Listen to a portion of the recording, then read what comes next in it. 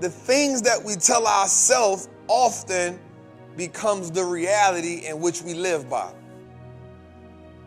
So if I ask you if you wanted to be a millionaire, and you say, yeah, Trap, I want to be a millionaire. But then I ask you, what's the blueprint to being a millionaire? You say you don't know. The dope part is I'm okay with you not knowing. I'm not okay with you not doing. So we create these habits in our life, knowing that we want to do certain things, knowing that we want to be successful, knowing that we want to be wealthy, understanding that the life that we want is going to require sacrifice. But yet we decide that we would rather do subtraction than multiplication.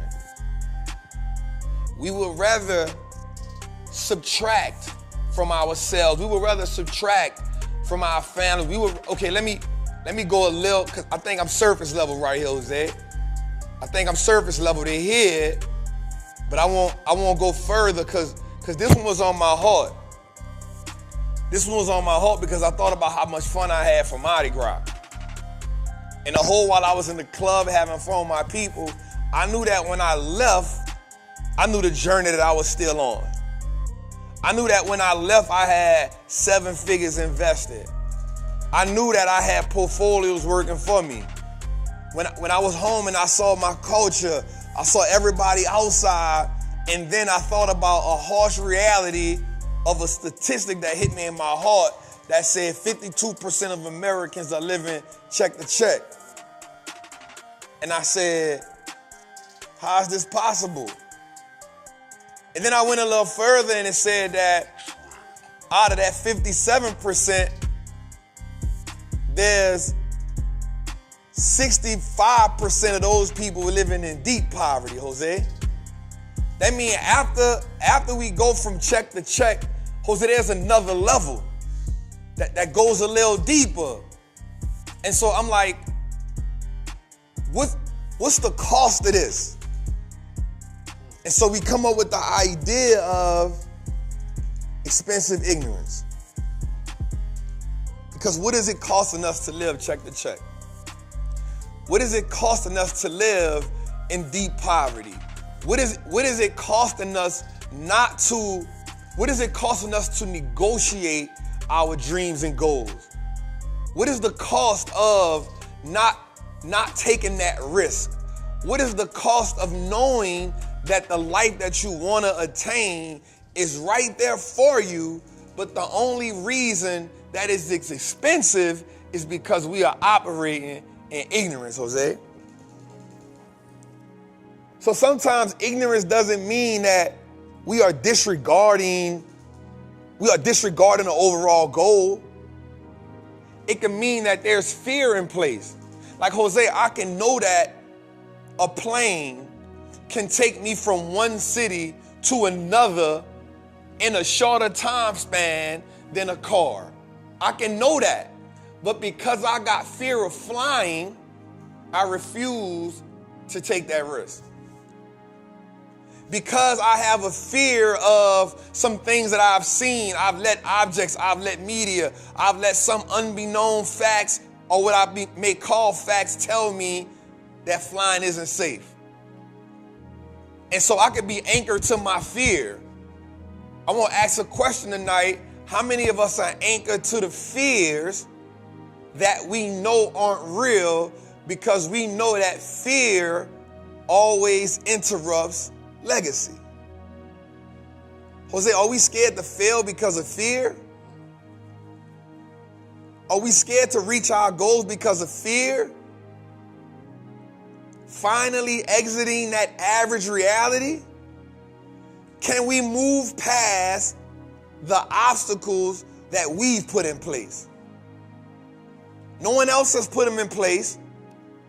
No one else has told us this can't be done. What I've come to learn is the things that we tell ourselves often becomes the reality in which we live by. So if I ask you, if you wanted to be a millionaire. And you said, yeah, Trap, I want to be a millionaire. But then I asked you, what's the blueprints of being a millionaire? You say you don't know. The dope part is I'm okay with you not knowing. I'm not okay with you not doing. See, there's a lot of successful people that I know, their greatest attribute is once they believe it, they can conceive it, whether they know it or not.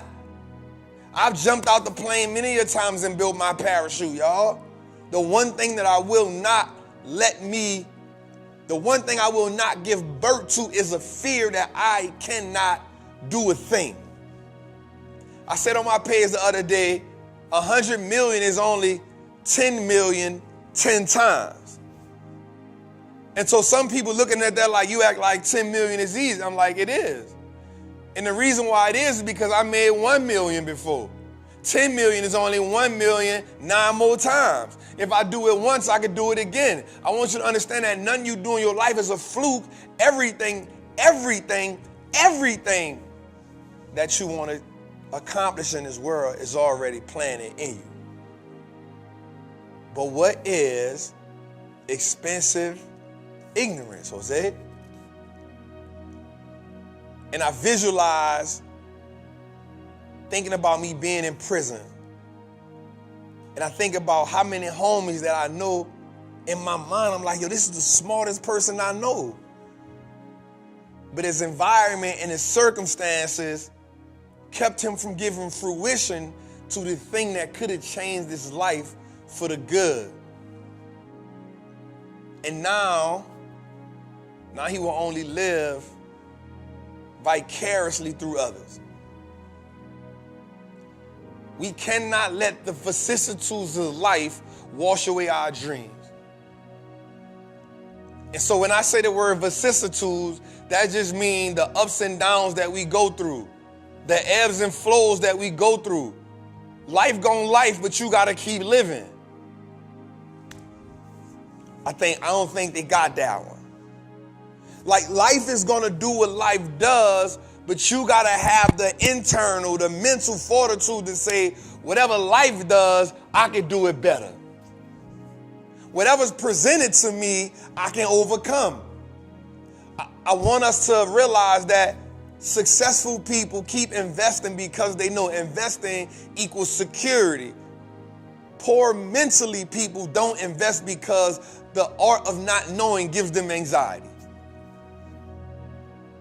I remember once I said that poor people live check to check, rich people live year to year, and wealthy people live generation to generation. How can we make the transition? How can we pivot? How can we graduate? How can we accept something that we aren't exposed to? And I ask you this question because it's always said that when a child falls, we never stop them. We always tell them to get up and we encourage them. But at what point, as an adult, did you stop dreaming? At what point did you accept a reality that you truly don't believe in? At what point did you let the life that you have now be the mediocrity that you succumb to?